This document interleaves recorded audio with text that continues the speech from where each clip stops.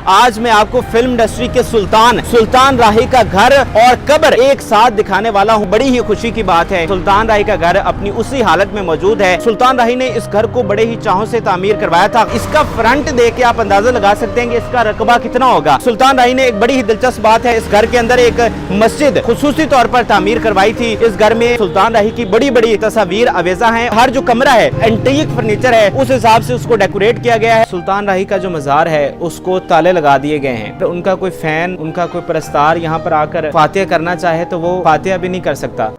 बड़ी तमीज सी जड़ी दुनिया में लीरो लीर कर देती है। अखनी भी करे, अखनी करने वाला कोई कम कीता ही नहीं। नाज़रीन, आज एक बड़ी ही ज़बरदस्त वीडियो के साथ मैं आपकी खिदमत में हाजिर हूं, क्योंकि आज मैं आपको फिल्म इंडस्ट्री के सुल्तान राही का घर और कब्र एक साथ दिखाने वाला हूं, बड़ा ही एक्सक्लूसिवली। और अभी ये जो मेरे पीछे आपको आलीशान घर नज़र आ रहा है, ये सुल्तान राही का घर है, जो कि एक कोठी नुमा है। और सबसे पहले अगर हम इस घर की लोकेशन की बात करें तो ये लाहौर का पोश तरीन एरिया है। ये लाहौर का जो मशहूर मारूफ माल रोड है उसकी बिल्कुल बैक साइड पे वाक़या है ये घर। यहाँ से राइट साइड पे बिल्कुल गवर्नर हाउस है, उसके साथ बागी जिना है, और यहाँ से लेफ्ट साइड पे वज़ीर आला हाउस है। तो आप अंदाज़ा लगा सकते हैं कि ये कितना पोश तरीन एरिया है। सुल्तान राही ने इस घर को बड़े ही चाहों से तामीर करवाया था। गालबन ये 80s में तामीर किया गया था। और इस घर की अगर बात करें तो ये रिवायती अंदाज में तामीर किया गया है और ये एक डबल स्टोरी घर है।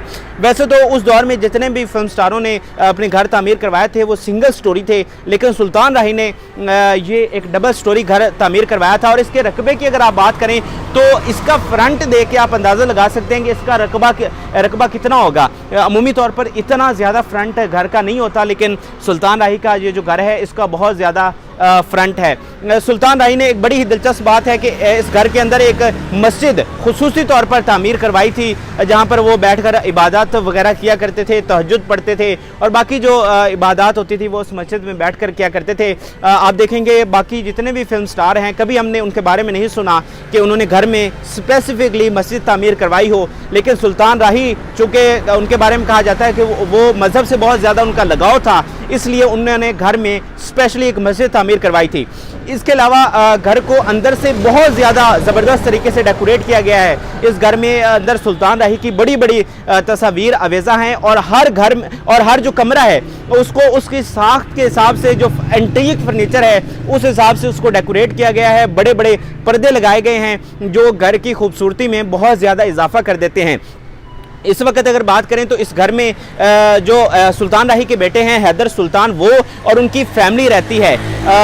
सुल्तान राही की जो बाकी फैमिली है वो बैरून मुल्क मुकीम है और हैदर सुल्तान और उनकी फैमिली इस घर में रहती है। और एक अच्छी बात ये भी है, बड़ी खुशी हुई यहाँ पर आकर के सुल्तान राही की जो निशानी है वो उसी तरह से मौजूद है, क्योंकि हमने बाकी फिल्म स्टारों को देखते हैं जो दुनिया से रुखसत हो गए हैं, उनके घर टूट फूट का शिकार हैं और वो सारी चीज़ें जो उनकी यादें थी, जैसे मोहम्मद अली का घर है, अब वो कितना वीरान एक जंगल सा बन चुका है। इसके अलावा बाकी जो लोग इस दुनिया से रुखसत हो गए हैं और उनके घर जो हैं वो जंगल नुमा बन चुके हैं। लेकिन ये बड़ी ही खुशी की बात है कि सुल्तान राही का घर अपनी उसी हालत में मौजूद है और इसमें हैदर सुल्तान को क्रेडिट जाता है कि उन्होंने इस घर को उसी तरह से अंदर से मेंटेन रखा है। जो सुल्तान राही साहब की यादें थी वो इसमें अभी भी उसी तरह बसती हैं। तो बहुत जल्द सुल्तान राही का घर हम आपको अंदर से भी दिखाएंगे।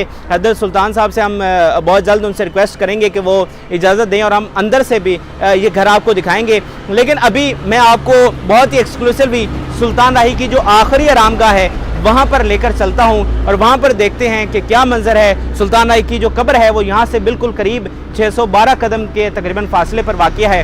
तो अभी सुल्तान राही की कब्र पर चलते हैं और बहुत सी बातें वो सुल्तान राही की कब्र पर चल के करेंगे। तो आइए मेरे साथ चलिए।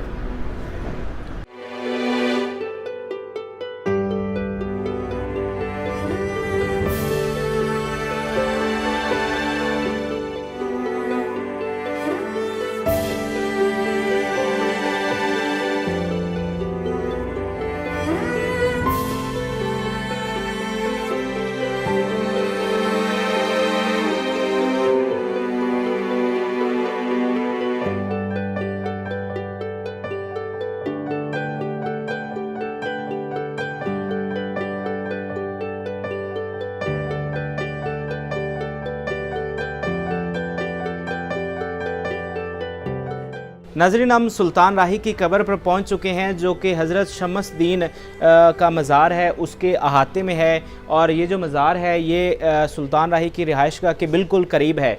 और ये जो सुल्तान राही की कब्र है ये एक छोटा सा मज़ार बनाया गया है और इसके करीब थोड़ी बहुत कब्रें भी हैं, लेकिन उसके अंदर एक ख़ास जगह मुख्तस की गई है जिसके अंदर सुल्तान राही की कब्र है। वो आप स्क्रीन पर देख सकते होंगे। लेकिन सबसे पहले मैं यहाँ पर एक बड़ी अफसोसनाक चीज़ डिस्कस करना चाहूँगा कि सुल्तान राही का जो मज़ार है उसको ताले लगा दिए गए हैं। यानी अगर उनका कोई फ़ैन, उनका कोई परस्तार यहाँ पर आकर फ़ातिहा करना चाहे तो वो फ़ातिहा भी नहीं कर सकता। अभी यहाँ पर कुछ और लोग भी मौजूद थे जो आए और उन्होंने देखा कि सुल्तान राही के मज़ार को ताले लग चुके हैं, तो उन्होंने भी बड़े अफसोस का इजहार किया। तो इससे पहले हम रेगुलरली आते थे सुल्तान राही की कब्र पर, तो फुटेज जो अंदर की है वो हमने पहले बनाई हुई है, तो वही आप स्क्रीन पर देख सकते हैं। थोड़ा सा अगर मैं सुल्तान राही की ज़ाती ज़िंदगी के बारे में बात करूं, उनके फ़िल्मी करियर के बारे में तो आप सभी जानते होंगे। थोड़ा सा मैं उनकी जो ज़ाती ज़िंदगी है उस हवाले से चंद बातें करना चाहूँगा कि सुल्तान राही की जो आजिज़ी है उस हवाले से हर बंदा मिसाल देता है।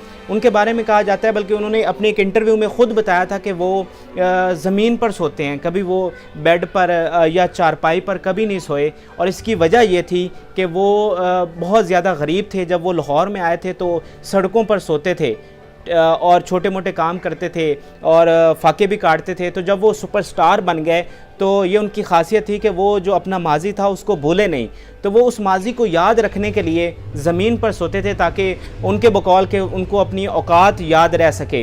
इसके अलावा जब वो फ़िल्म के सेट पर जाते थे तो जो फ़नकार थे या प्रोड्यूसर थे या डायरेक्टर थे उनसे बाद में मिलते थे, लेकिन जो छोटा तबका है, जो चाय लाने वाला है, जो टेक्नीशियन है, जो लाइट मैन है, जो सफाई करने वाला है, जो गार्ड है, उनसे वो पहले जाकर मिलते थे। और ये उनकी ऐसी बात थी कि हर बंदा इसकी तारीफ़ करता था।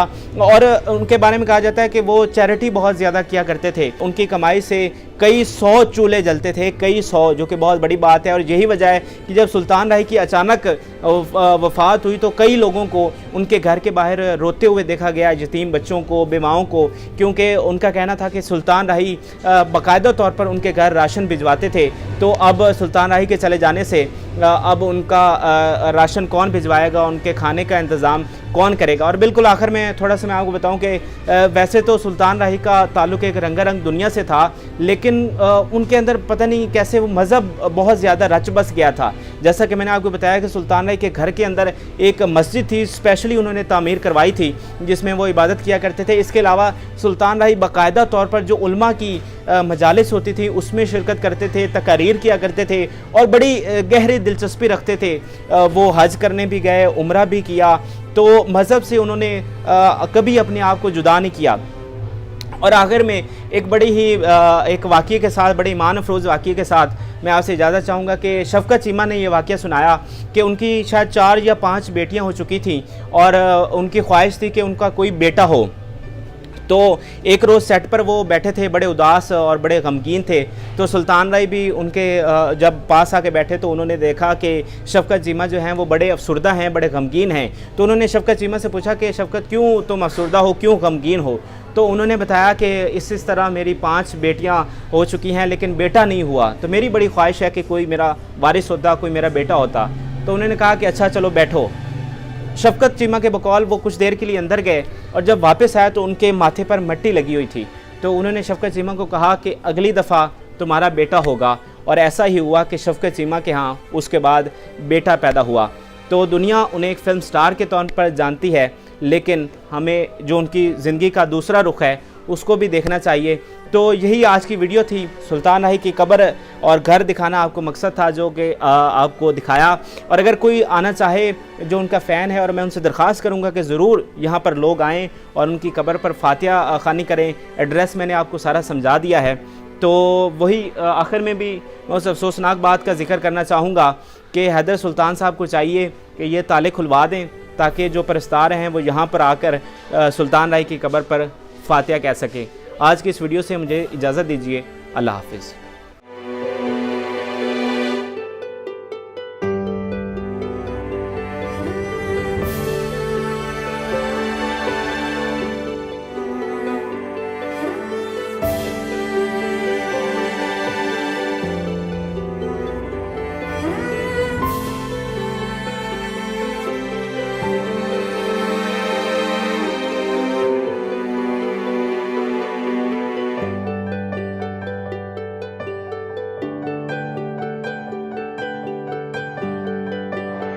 सच्चे हथ चुक लिया ते तेरी रूह ने आप आसमान वाल तुर जाना बदबख्ता सिर ते मालिश कराए तेनू होश आवे